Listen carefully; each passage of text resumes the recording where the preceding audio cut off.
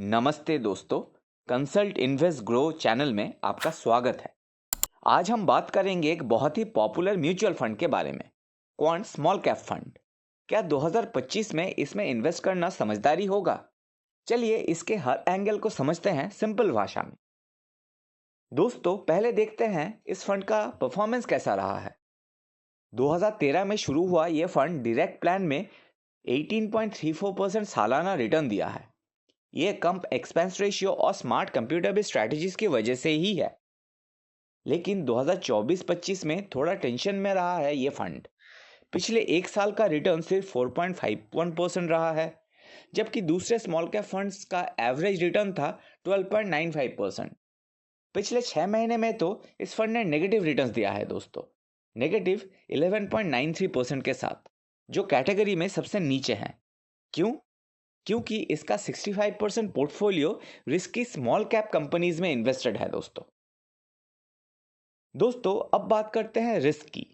ये फंड ज़्यादा वॉलेटाइल है। इसका स्टैंडर्ड डिविएशन 17.72 है, जो कंपिटिटर्स से ज़्यादा है। शार्प रेशियो 1.10 है, जो दिखाता है कि रिस्क के हिसाब से रिटर्न्स बहुत ही कम है इस फंड में। पोर्टफोलियो में रिलायंस 8.99% के साथ, जियो फाइनेंस 5.89% के साथ इस स्टॉक्स का जोर है इस फंड में।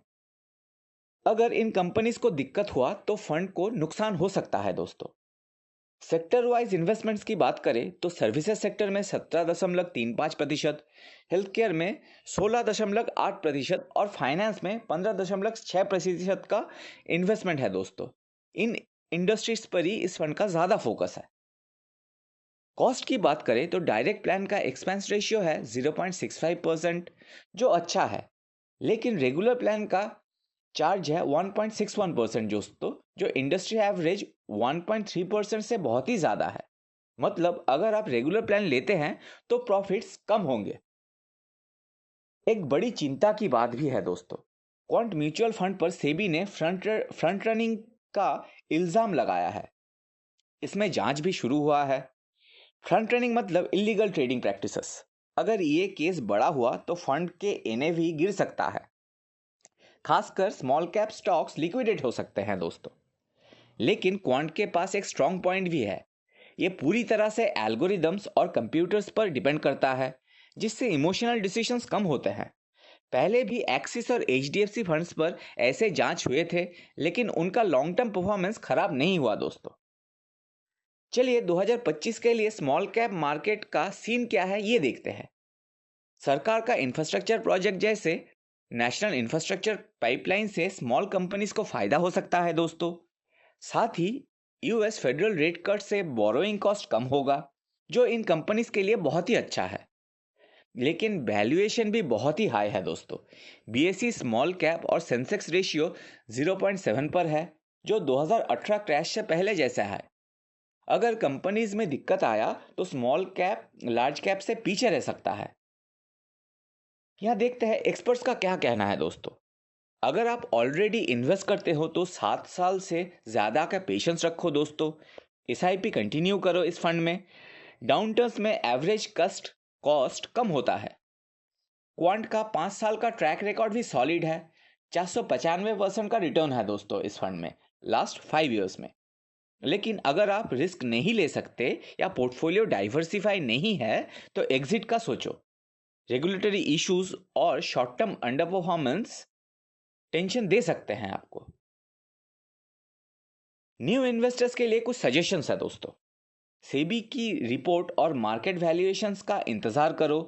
अगर क्वांट से दूर रहना है तो निप्पॉन इंडिया स्मॉल कैप जो 24.4% का 3 ईयर CAGR देता है, या टाटा स्मॉल कैप जो 23.3% का रिटर्न देता है, जिसमें शार्प रेशियो है 1.34%, ऐसे ऑप्शंस आप देख सकते हो दोस्तों। तो फाइनल वर्डिक्ट क्या है? क्वांट स्मॉल कैप फंड एक रोलर कोस्टर राइड है। हाई रिस्क लेकिन लॉन्ग टर्म में हाई रिवॉर्ड भी है दोस्तों। एल्गोरिथमिक स्ट्रैटेजी और 18.34% CAGR डायरेक्ट प्लान के साथ एग्रेसिव इन्वेस्टर्स के लिए ये प्लान सही है दोस्तों। पर सेबी प्रोब, ओवर वैल्यूएशन और वॉलेटिलिटी को नज़रअंदाज मत करो। SIP करो, डाइवर्सिफिकेशन करो और अपने रिस्क कैपेसिटी के हिसाब से डिसाइड करो इन्वेस्ट कैसे करना चाहिए।